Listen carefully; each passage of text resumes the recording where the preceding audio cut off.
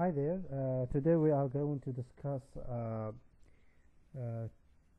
how to build chart, how to choose which chart is the best one for your statistical analysis. Um, this part is very important to understand the type of the chart as well as to consider building your outcome through charts before going to the hard topics of analysis itself. So let us say that you have this data of an outcome of three types of tests. You did it to your students. You have one categorical variable, which is the gender here. So go to the graph, chart builder. The initial thing the SPSS is going to ask you about, are you going to define the variable now or not? So let's say no. Now in the gallery section part here, you will find the most common type of chart to be used, namely the bar chart, the scatter plot for relation, histogram, and box plot. You can build your chart through basic elements. However, most of our charts are already available for us here. This part here is going to explain to you which chart that you have selected and even how can you build it. Your variables will be in the upper left part of the screen, and if you select the categorical one, you will find the items of it available for you. Now let us start with the histogram. Histogram is designed just to explain one continuous variable. So if you are going to select test 1, put it in the y-axis here. Actually, to start with, you have to select the chart that you are looking for. So test 1, put it in the y.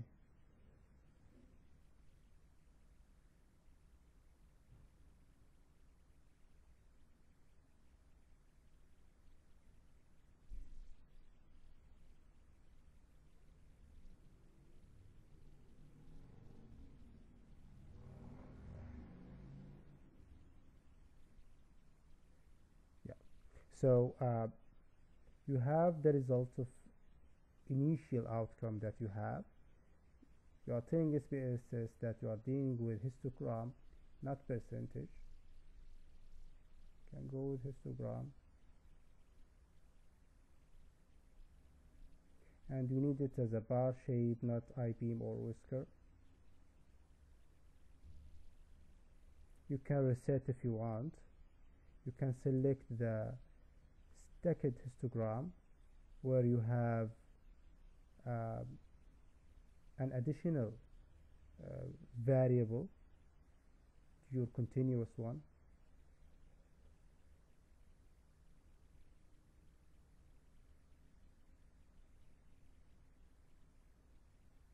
And you have to put your other variable,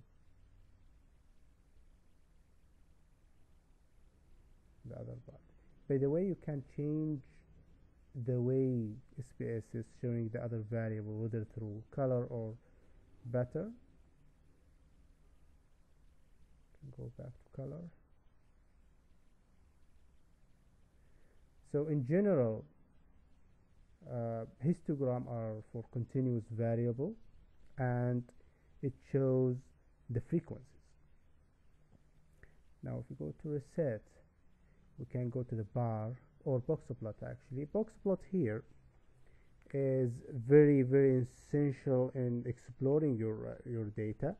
You can find outlier, and you see how your data is explored. We have the simple one and the stacked one again.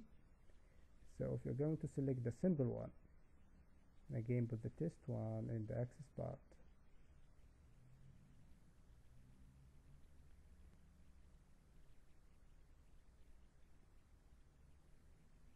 If you select the stacked one, then you have another variable.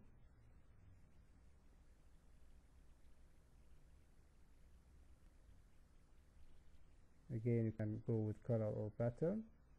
Let us say that we can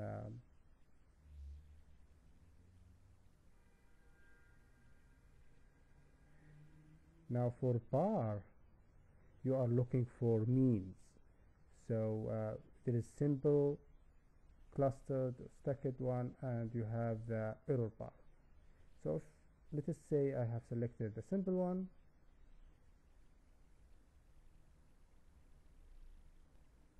So looking for the mean, we'll show it as a bar.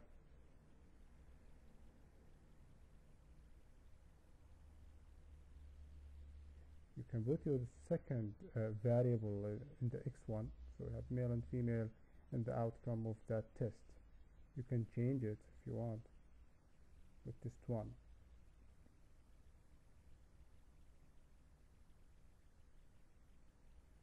So let us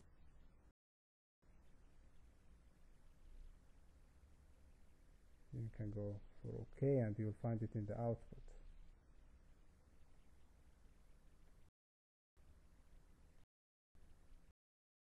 Male and female, the different mean of both of them.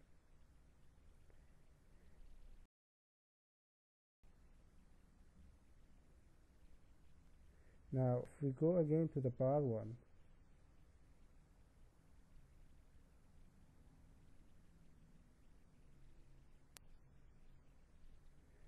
you have the cluster one, for example, and again you are looking for the means, the difference in the means, type,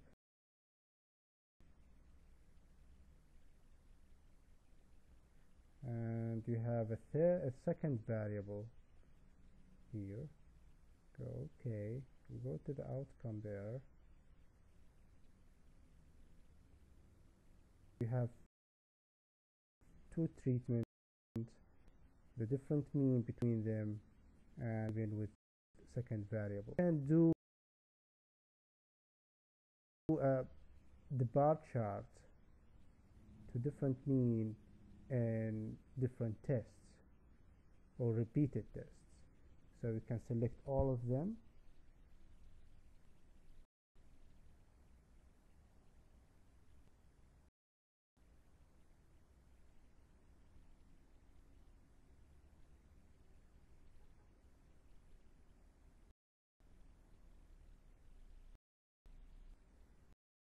So actually we repeat it, we did it twice. So we can go back. Chart further. Okay. Let's reset. Select the equal one.